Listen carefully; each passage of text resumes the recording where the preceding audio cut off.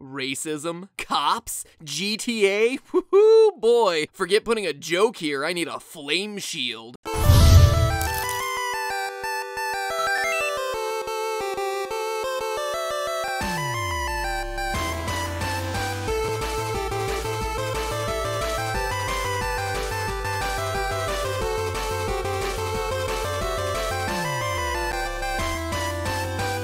Hello, Internet! Welcome to Game Theory, the only show that's still happy to go bowling with Cousin Roman whenever he wants.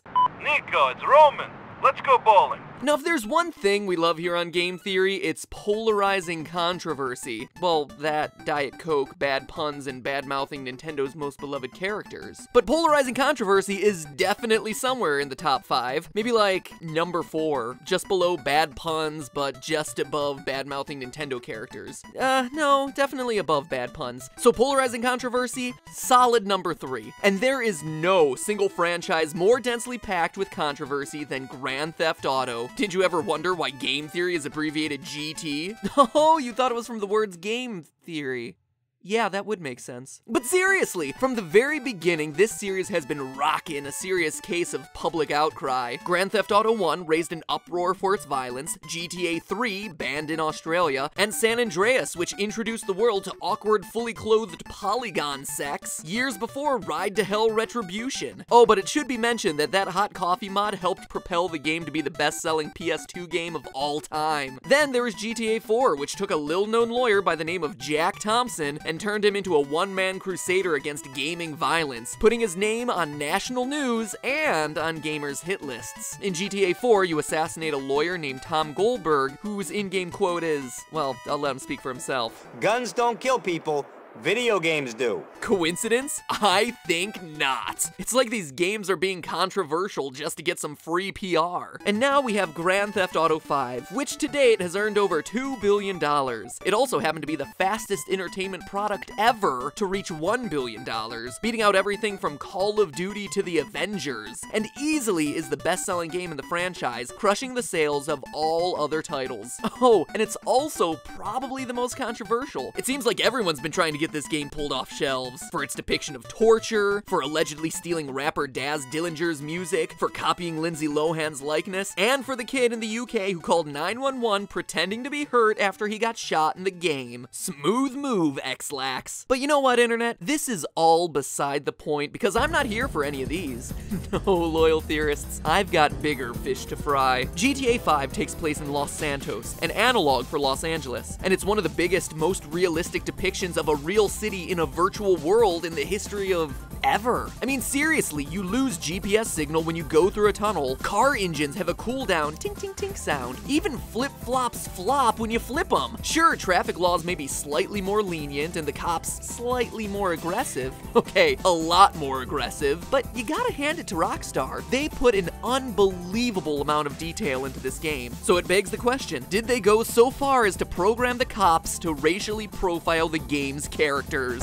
Oh, that came out of left field. I feel like I just dropped a bomb in the middle of this video, but I'm not the one who started asking. A quick Google search reveals that some gamers seem to think that this might be the case. Franklin, one of the 3 characters you play in the game, is black, and hails from the Los Santos version of South Central LA, a poorer part of the city known for its violence and gangs. Well, the problem of racially aware cops started, bizarrely enough, when a video came out showing the cops freaking out and wasting Franklin after he simply walked up to him and talked for a moment. Hey there, officer, bam! You're dead. It's an extreme reaction. So I asked the question, when a franchise that thrives on controversy partners with a dev team that goes to painstaking lengths to make things like stubble grow on your clean-shaven chin just to make the game more realistic, is them adding racial bias into its core AI code really so hard to believe? I mean, let's put this into a historical context. Los Santos is meant to be LA, right? Well, think about it. Accusations of police racism and brutality in Los Angeles started hitting national news back in 1991. When Rodney King and 2 other passengers were beaten by 4 officers after a high-speed DUI car chase. When a jury found 3 out of the 4 officers innocent, Los Angeles was plunged into 6 days of street riots. Since then, racial profiling has been a hot topic in the area. According to a study done by Yale analyzing the LAPD's records, black people were twice as likely to be stopped, twice as likely to be cited, and 8 times times as likely to be arrested as a white person.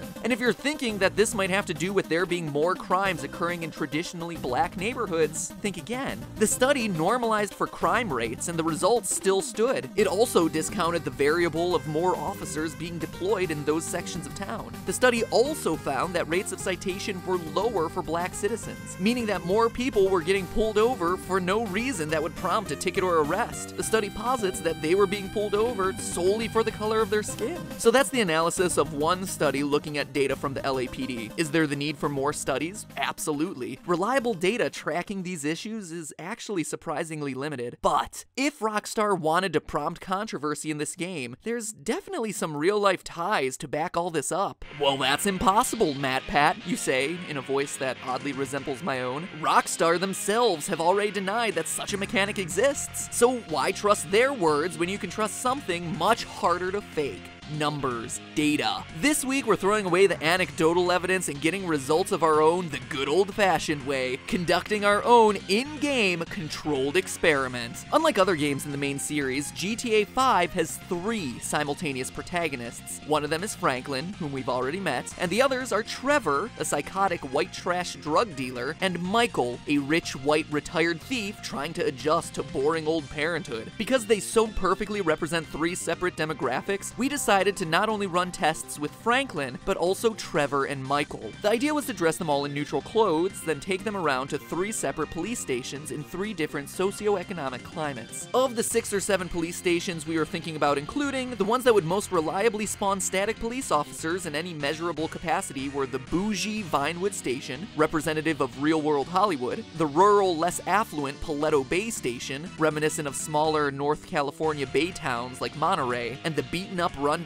South Los Santos Station, Franklin's hometown meant to simulate South Central Hollywood, places like the infamous Compton. In the interest of accuracy, we repeated each test with each of the 3 characters 5 times. And we tried to do it in as similar of a situation as we could consistently recreate in a system so dependent on spawning mechanics. Time of day was probably our biggest variable since it was so difficult to control for in this experiment. Then, in addition to the original test, we also did a version using one of the game's spawnable cheat code cars, the Rapid GT. Get it? GT? For Grand Theft? Oh, I could have said for game theory. Damn it, there it goes again. Anyway, in this case, rather than talking to the police officers, we'd pull up to them in our cars and honk at them once before driving away. Again, 5 times per station, in all 3 police stations for all 3 characters. Finally, we needed a control group to compare against. This was meant to prove that the police are being provoked purely by your interaction with them in that moment and not due to some other previous crime you might have committed earlier. So we repeated each experiment again, 5 times each with all 3 characters in all 3 locations, but rather than interact with them, we just walk past them holding a gun. And as we hoped, this garnered no response from anyone in any group,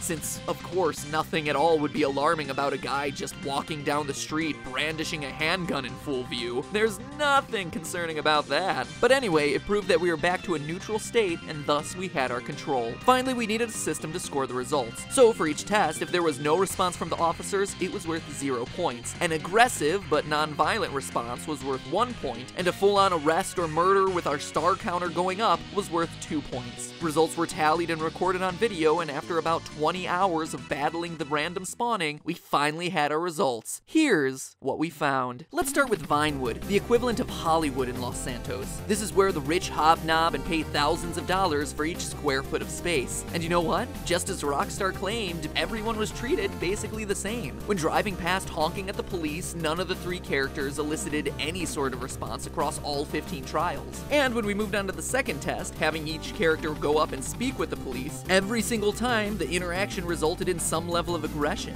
Michael and Franklin both received 3 aggressive responses and 2 responses with full-on force, and Trevor had 4 general aggressive responses and only 1 with force. Chalk that minor difference up to randomness, or the fact that a drugged out white dude on the street in the daytime is a common sight in central Hollywood, and honestly, after after round 1, everything is looking pretty darn fair. 0 responses in the car, 5 responses of fairly similar aggression across all 3 characters. Seems pretty colorblind. Good thing there wasn't a character who dressed like an unlicensed version of Spider-Man, then charged people to take pictures with him. Then we would see some police hostility. Anyway, it was time to move north to Paleto Bay, a small rural town on the coast. Here, if we were looking to prove police bias against the Black Franklin, we found the exact opposite. Franklin was stopped the least. In the car, he was ignored every time, and talking to the cops only prompted 3 response, one of which was violent. Michael also got away scot-free in the car, but was harassed 4 times for talking to the cops, with 2 interactions turning violent. But Trevor here was the oddball, who was far and away harassed the most, stopped all 5 times for talking to the cops, with things turning violent twice. Then, in the car, he received a response twice. All of a sudden, the point difference here is pretty pronounced, with Franklin sporting 4 points, Michael with 6, and Trevor with 9. It's certainly a pronounced spread for something that we've tried to control for, so why would we possibly see a reverse bias here? Well, it correlates with data from the real-life US Census for areas like this. It may be that Trevor is getting hassled the most because a poor-looking white guy is the most common criminal archetype in the predominantly white middle-class area of Paleto Bay. Franklin, meanwhile, gets the least attention because he's in an area where, according to the US Census data, the black population is typically low,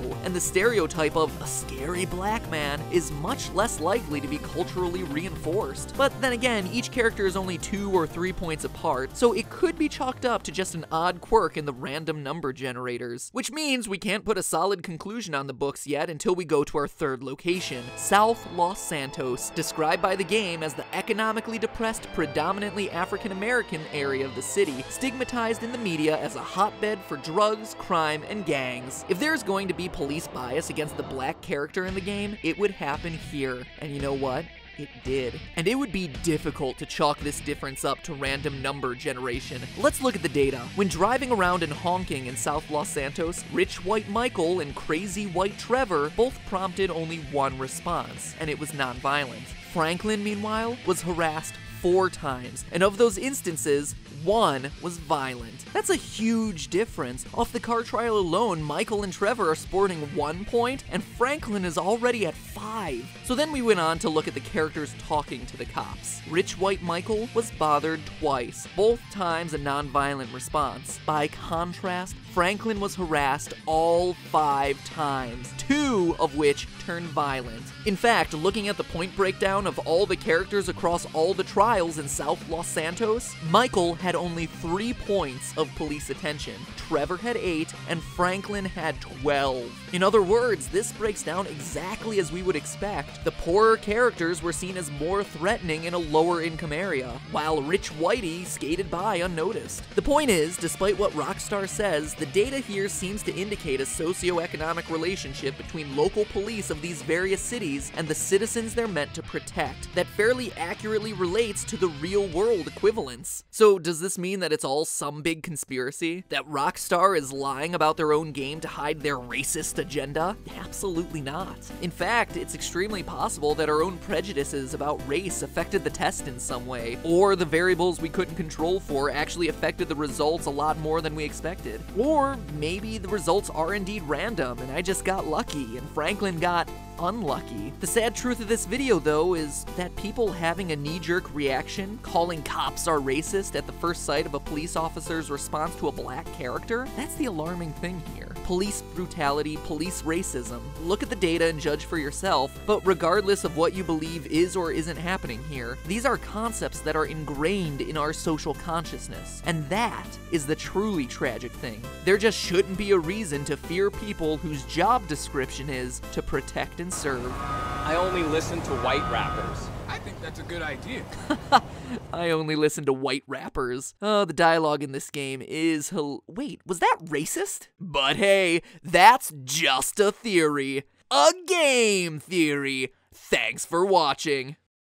Once again, I'd like to thank Squarespace.com for helping to make this video possible. It's through the support of sponsors and through your support of those sponsors that we're able to do back-to-back game theories like we were able to do this week, and do ones that take even more time to research than they already do. Running controlled experiments in randomized game environments is a really tough thing. So thanks to your support and the advertisers, I'm able to work with fantastic people like Ronnie, Ryder, First, and Alex, as we all work our buns off to make sure that you guys get your regular dose of game theorizing. So that being said, let me tell you about Squarespace. If you have ever wanted to build your own website, consider Squarespace.com. They have the tools to make it look both beautiful and functional. The system's completely integrated with Google Apps, Getty Images, and every website comes with a free online store. There's also 24/7 live chat and email support if you need help setting it up. But most importantly, their system allows your website to translate to any device. It looks great on computer, but then it can transition to a mobile website or even for your tablet. And honestly, it's a small price to pay for a beautiful, fully functional website.